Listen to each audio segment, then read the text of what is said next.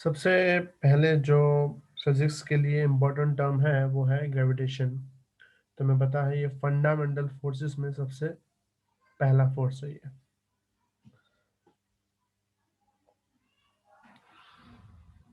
अपने आसपास की जो बेसिक ऑब्जर्वेशंस हैं, जैसे कि सुबह सुबह हम लोग जैसे उठते हैं तो सन जो है वो ईस्ट में राइज होता है, दोपहर तक यानी नून में मिडल में आ जाता है, उसके बाद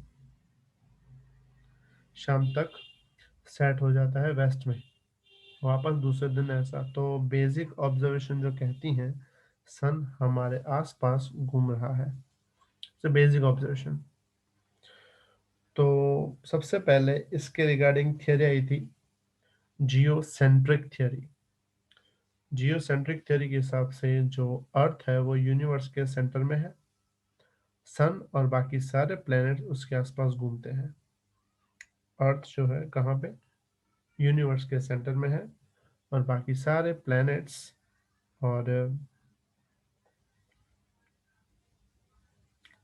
सन उसके आसपास घूम रहा होता है। ये बेसिक थियरी थी, लेकिन बाद में अच्छे से ऑब्जर्वेशन हुआ तो पता चला ऐसा नहीं है। तो एक साइंटिस्ट था निकोलस कॉपरनिक्स। निकोलस कॉपरनिक्स ने एक थियरी बनाई, हेलियोसेंट्रिक थियरी। उसने कहा कि यूनिवर्स में सन जो है वो सेंटर में है, अर्थ और बाकी सारे प्लैनेट्स उसके आसपास रिवॉल्व करते हैं। सन सेंटर में है, अर्थ और बाकी सारे प्लैनेट्स के आसपास रिवॉल्व करते हैं। ये उसकी थियरी थी, जिसको नाम दिया गया हेलियोसेंट्रिक थियरी। पहली थी अर्थ के रिस्पेक्ट वाली जियोसेंट्रिक, जो बाद में रिजेक्ट हो गई, और बाद में हेलियोसेंट्रिक। इसमें भी कुछ प्रॉब्लम्स है। हेलियोसेंट्रिक के हिसाब से सन यूनिवर्स के सेंटर में, एक्चुअल में सन भी यूनिवर्स के सेंटर में तो नहीं है। ठीक है, अब कुछ पॉइंट के लिए सही है कि सन सोलर सिस्टम के सेंटर में है और अर्थ और दूसरे प्लैनेट उसके आसपास रिवॉल्व करते हैं, लेकिन कैसे रिवॉल्व करते हैं वो नहीं पता। तो सन के आसपास जो प्लैनेट रिवॉल्व करते हैं वो कैसे रिवॉल्व करते हैं, उसके लिए एक साइंटिस्ट था कैपलर। उसने अपने कुछ लॉ दिए, कॉल्ड जॉन कैपलर। उसके कुछ लॉज हैं, जॉन कैपलर्स लॉज में सबसे पहला फर्स्ट लॉ है वो है law of orbit. Law of orbit उसके हिसाब से क्या है, all planets revolve around sun on an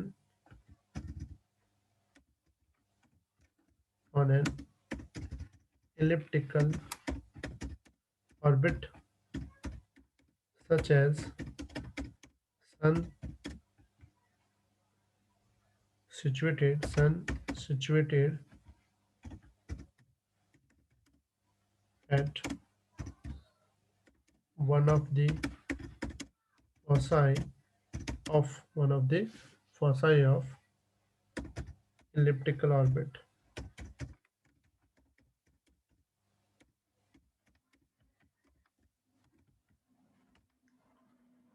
सारे प्लैनेट जो है वो सन के अराउंड जो रिवॉल्व करते हैं वो किस में करते हैं, इलिप्टिकल ऑर्बिट में रिवॉल्व करते हैं। ये कैसे रिवॉल्व करते हैं, जैसे कि सन जो है वो कहाँ पे होगा, one of the foci. Foci क्या होता है वो एक बार देख लो।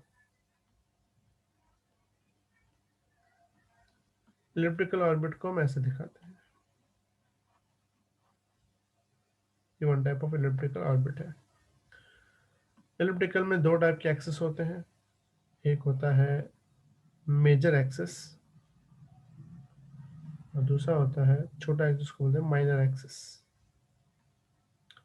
ये जो है ये है मेजर एक्सिस,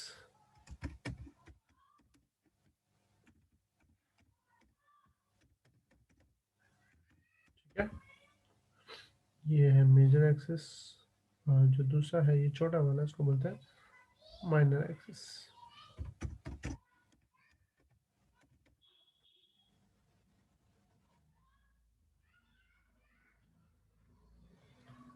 ठीक है, दो एक्सिस है, माइनर और मेजर। माइनर मतलब ये यहाँ से इसको नीचे लिख दिया था हमने, माइनर एक्सिस, ये मेजर एक्सिस। ठीक है, जो मेजर एक्सिस है उसकी जो लेंथ होती है वो यहाँ से अगर यहाँ तक मेज़र करें तो वो उसको सिंबल देते हैं 2 2 टाइम्स ए, और जो माइनर एक्सिस होता है उसकी लेंथ अगर मेज़र करें यहाँ से यहाँ तक, उसको बोलते हैं 2 2 टाइम्स ऑफ बी। और जो 2a है मेजर एक्सिस, उसमें यहाँ से यहाँ का पोर्शन ए और यहाँ से यहाँ का पोर्शन भी ए।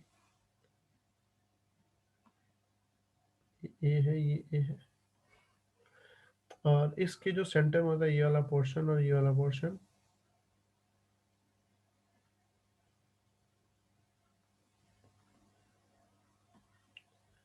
इस पोर्शन को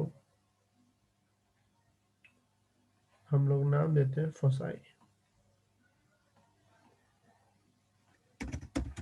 यानी वन टाइप ऑफ फोकस। तो ऊपर क्या बोला कि सारे प्लैनेट्स इलिप्टिकल ऑर्बिट में रिवॉल्व करते हैं, जैसे कि सन जो है वो किसी भी एक फोसाई पे होगा, मतलब जो सिस्टम बनेगा वो कैसा बनेगा,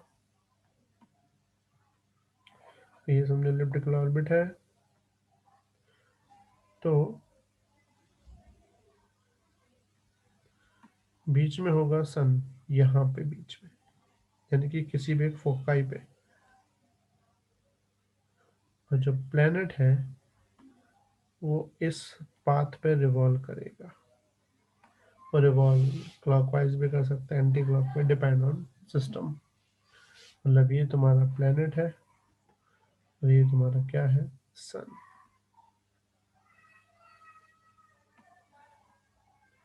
आई बात समझ में बेटा सबको, एवरीवन क्लियर? Yes sir. ये कौन सा था, पहला law is called law of orbit. Second जो इंपॉर्टेंट लॉ है वो है law of area. Law of area में क्या था, the imaginary line joining between sun and planet sweep equal area in equal interval of time। sweep मतलब cover करना, equal area in interval time, मतलब कि समझो एरिया है डेल्टा ए और टाइम है डेल्टा टी, तो delta A upon delta T जो है वो होता है कांस्टेंट। मतलब एरिया कवर करना पर यूनिट टाइम क्या रहता है, कांस्टेंट। इसको हम लोग नाम देते हैं एरियल वेलोसिटी।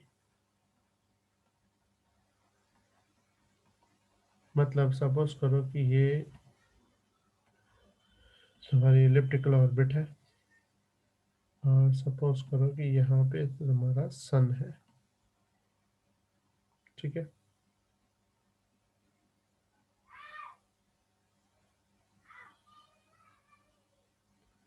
ये सन, और समझो यहाँ पे तुम्हारा एक प्लेनेट है।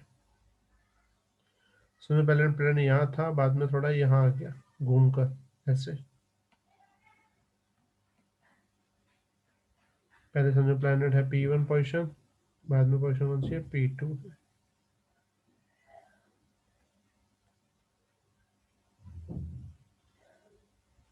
ठीक है। तो पहले अगर मैं लाइन ज्वाइन करूं इमेजनरी सन और प्लैनेट के बीच में, और बाद में इसमें लाइन ज्वाइन करूं, तो इस लाइन ने यहाँ से यहाँ तक का एरिया कवर किया, ठीक है। समझो उसको टाइम लगा डेल्टा टी और एरिया कवर किया डेल्टा ए, ठीक है। अब सपोज करो कि ये प्लैनेट घूमता घूमता यहाँ आ गया, और फिर से डेल्टा टी टाइम में यहाँ आ गया। मतलब अब जो लाइन जर्नी होगी, एक होगी यहाँ और एक होगी यहाँ, तो अब जो एरिया कवर होगा वो पूरा यहाँ तक होगा।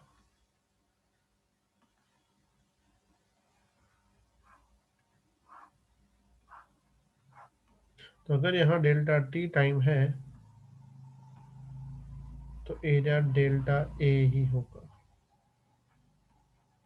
मतलब ध्यान से देखो तो तुम लोग एरिया समझो ट्राइंगल मान लें तो एरिया में ट्राइंगल में दो चीज़ होती है, बेस और हाइट। यहाँ पे हाइट ज़्यादा है, बेस कम है। यहाँ बेस ज़्यादा हो जाएगा, हाइट कम हो जाएगी, लेकिन अल्टीमेटली एरिया क्या रहेगा, सेम रहेगा। इसका मतलब जब ये दूर है तो ये स्लो चल रहा है, और जब ये पास में है तो ये फास्ट चल रहा है। इसका मतलब वेलोसिटी का डिफरेंट है। समझ में आया बेटा बात? दूसरी बात, here according to conservation law of momentum, तो मोमेंटम कंजर्वेशन लॉ होता है, याद है, L1 is equal to L2। ये होता है MVR, ये भी होता है MVR। मास तो सेम है प्लेनेट का, तो मिलेगा V1R1 is equal to V2R2। तो V1 अपॉन V2 सामने मिलेगा R2 अपॉन R1, यानी इसको हम लिख सकते हैं V प्रोपोर्शनल टू 1/R। यानी जितना रेडियस बड़ा उतनी वेलोसिटी कम, जितना रेडियस कम उतनी वेलोसिटी ज़्यादा। मतलब प्लैनेट जब बहुत दूर होता है तो वेलोसिटी कम होती, स्लो होती है, लेकिन जब प्लैनेट पास में आ जाता है वेलोसिटी बढ़ जाती है। समझ में आई बेटा बात? Everyone clear? किसी को डाउट यहाँ तक? No sir. बढ़ो आगे बेटा। No sir. ठीक है, ये था सेकंड लॉ, इसको बोलते हैं लॉ ऑफ एरिया। थर्ड आता है लॉ ऑफ पीरियड।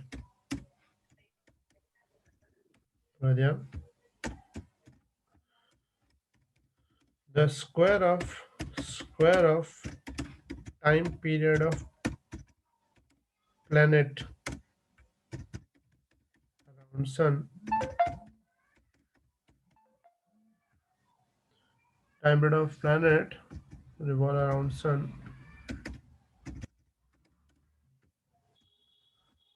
अच्छा, टाइम पीरियड का मतलब पता है कि पूरा एक चक्कर लगाने में जो टाइम लगता है उसको बोलते हैं टाइम पीरियड। जहां पे तुम खड़े हो, अगर वहीं पे घूमकर वहीं पे आ जाते हो तो उसको हम नाम क्या देते हैं, time period. The square of time period of planet revolve around sun is directly proportional to the cube of semi major axis of elliptical orbit।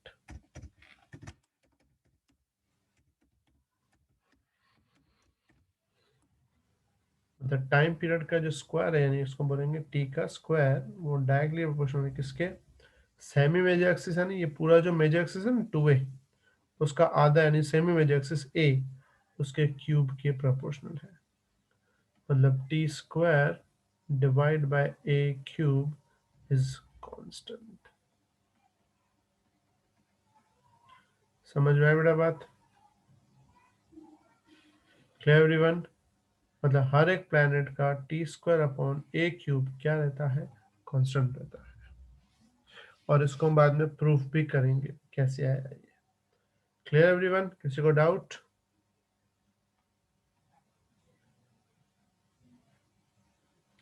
बेटा किसी को भी डाउट है इसमें? No sir. ठीक है, नो सर। लिख के मैसेज करो मुझे फास्ट।